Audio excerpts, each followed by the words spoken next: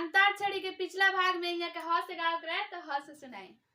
होखते बियाह तू तो भूल गइलू, मिलते मरद हमके भूल गइलू। अरे ओकरे गोदी में जाके झूल गइलू, मिलते मरद हमके भूल गइलू। भूल गइलू लस सुनावा। लस है। हाँ। लंबा में बिजली के खंबा गाल पाचा कौआ हो, कैसे कैसे पड़ल दुल्हा पापा के पसंद हो। देखे में हीरो दुल्हा पड़े में जीरो, कैसे कैसे पड़ल दुल्हा पापा के पसंद हो। हमारी हिस्ट्री जान तो नहीं खोबे।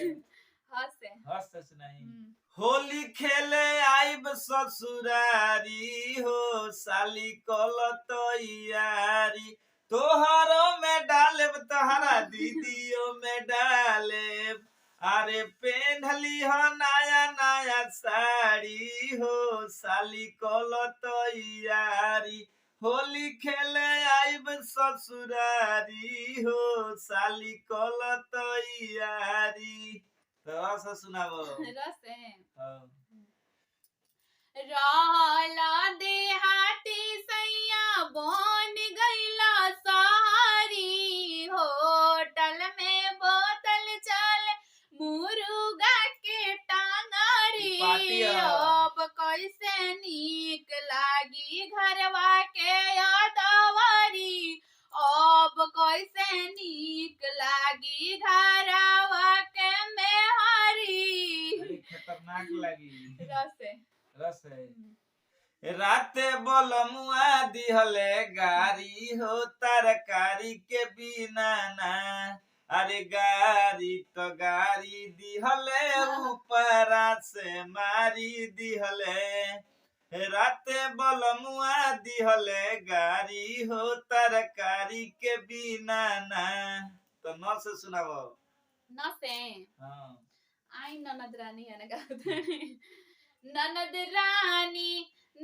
रानी उतर जाई गर्मी तोर, ननद रानी नेनुआ के पाटी नरम बतिया, तो बोहिलावेल रोज खटिया ननद रानी। न से गाई तो पलक हिला देता रे। न से गाई। ननद रानी न से। नंबर केतनो धाराई नंबर लागत नइखे, परदेसिया बलम के बुझात नइखे। परदेसिया बलम के बुझात नइखे। छोटका उनके बिना रोए खाना खात नइखे। परदेसिया बलम के बुझात नइखे। खस गाओ। खस है। खाला खाला खाला खाला ए दुल्हा मड़ौआ में, खाला खाला तनी दाल खाला तनी भात खाला, अरे ऊपरा से चटनी सलाद खाला तनी खाला तनी खाला ए दुल्हा मड़ौआ में, तनी खाला। मैंने घर में घुसे लस। लूजर में गोरी लूजर में कुछ दिन करे द गुजर, अपना लूजर में कुछ दिन करे द गुजर, अपना लूजर में। मस सुनाओ। मसे। मॉडल जमाना आई, मॉडल जमाना आइल, बड़ा फैशनदार दहे जावा में समधी मांगे। मारुति कार दहे जावा में समधी मांगे।